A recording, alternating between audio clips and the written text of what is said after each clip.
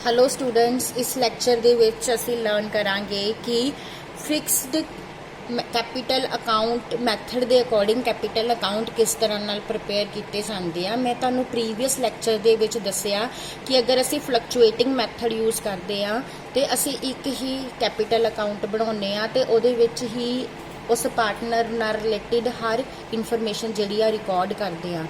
But जिहड़ा साडा fixed capital account method है इहदे विच असीं दो अकाउंट तैयार करने आ। एक कैपिटल अकाउंट होएगा ते दूसरा अकाउंट जिहड़ा है करंट अकाउंट होएगा। सो सब तो पहला असीं क्वेश्चन नंबर 17 करना आ ते सब तो पहला असीं कैपिटल अकाउंट बनावांगे। दो कॉलम ही तुसीं बनाने आ इहदे विच भी, क्योंकि दो पार्टनर्स ने एक्स एंड वाई, इस साइड पे भी एक्स एंड वाई। इन्हां दा साडा बैलेंस दिता होया कैपिटल का क्वेश्चन नंबर 17 जो बैलेंस रिकॉर्ड कर दो। Bye balance brought down 3 lakh and 2 lakh. Okay students, हुण इहदे विच की आ कि फिक्स मैथड के अकॉर्डिंग जिहड़ा कैपिटल अकाउंट बनाया जाता है उहदे विच सिर्फ पार्टनर की ओपनिंग कैपिटल रिकॉर्ड की जाती है।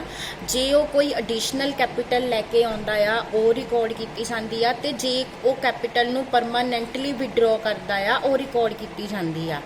बट स्टूडेंट्स इस क्वेश्चन दे विच ना तो पार्टनर्स कोई एडिशनल कैपिटल लैके आए ने ते ना ही उन्होंने कैपिटल नूं परमानेंटली विड्रॉ किया आ। सो ये कैपिटल अकाउंट सिर्फ इन्ना ही आप रिकॉर्ड करांगे जो उहदा ओपनिंग बैलेंस आ, ते यही बैलेंस नैक्सट कैरी डाउन भी हो जाएगा 3 lakh and 2 lakh.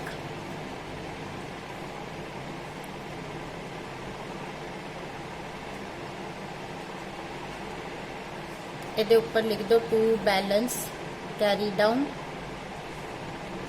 3 lakh 2 lakh. Okay students, हुण नैक्सट असी इहदे विच एक होर अकाउंट बनाने आ, वो हुंदा आ करंट अकाउंट।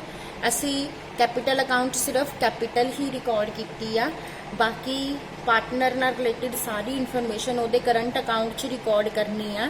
यानी कि उही जो तुसी फ्लक्चुएटिंग मैथड दे विच एक अकाउंट च रिकॉर्ड किया सी, फिक्स मैथड दे विच उही सारी इनफॉर्मेशन असी दो अलग अलग अकाउंट्स रिकॉर्ड करते हैं। हुण सब तो पहला करंट अकाउंट का बैलेंस देखो, इस क्वेश्चन दे विच 17 च करंट अकाउंट का बैलेंस भी दिता होया आ। By balance brought down current account का बैलेंस डेबिट बैलेंस भी हो सकता है। एक्स का तो क्रेडिट बैलेंस दिता 16,640, बट वाई का जिहड़ा बैलेंस आ वो डेबिट बैलेंस दिता होया 4800। सो वो बैलेंस तुसी डेबिट साइड ते रिकॉर्ड करना। तुसी की लिखना टू बैलेंस ब्रॉट डाउन और डेबिट साइड ते वाई दे कॉलम च पा देना 4800। ओके स्टूडेंट्स, हुण आपां सारा कुछ ओपनिंग बैलेंसिस जिहड़े हैगे आ रिकॉर्ड कर लिए आ। हुण असीं नैक्सट देखते हैं पार्टनर्स दे बारे की इनफॉर्मेशन दित्ती होई आ। नैक्सट पार्टनर्स दियां ड्राइंग्स दित्तियां होईयां आ। सो डेबिट साइड ते रिकॉर्ड करांगे टू ड्राइंग्स। एक्स दियां 2000 पर मंथ था और वाई दियां 1000 पर मंथ था। सो 2000 नूं 12 ना मल्टीप्लाई करांगे 24,000 आएगा एंड 1000 नूं करांगे तो 12,000 आएगा। उस तो बाद by interest on capital, interest on capital 12% के अकॉर्डिंग कैलकुलेट करना है। एंड नीचे कैलकुलेट कर लो x and Y.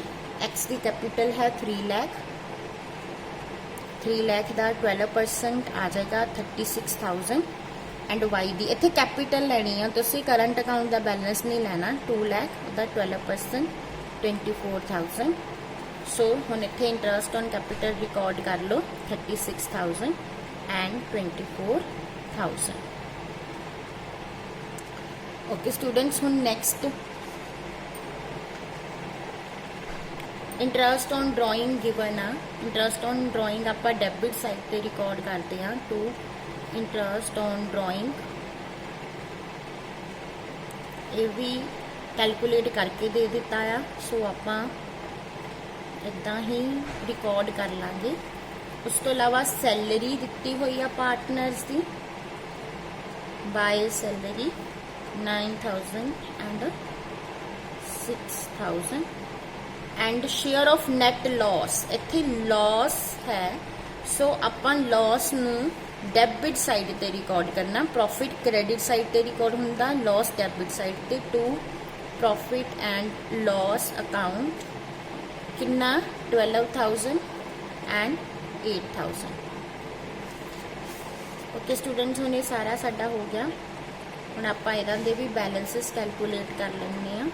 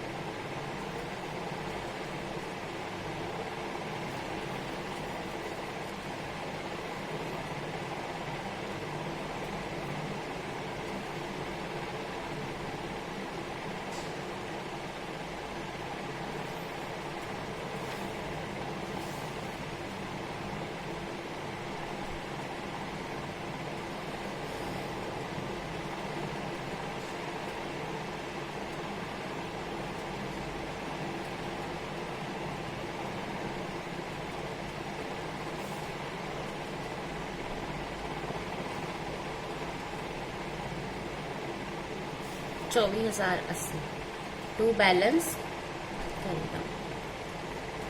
I hope तुहानू हुण दोनों मैथड्स नाल, पिछले लैक्चर च मैं फ्लक्चुएटिंग मैथड दस्या, इस लैक्चर च मैं फिक्स मैथड दस्या, दोनों मैथड्स दे नाल कैपिटल अकाउंट बनाने आ गए होंगे। Thank you.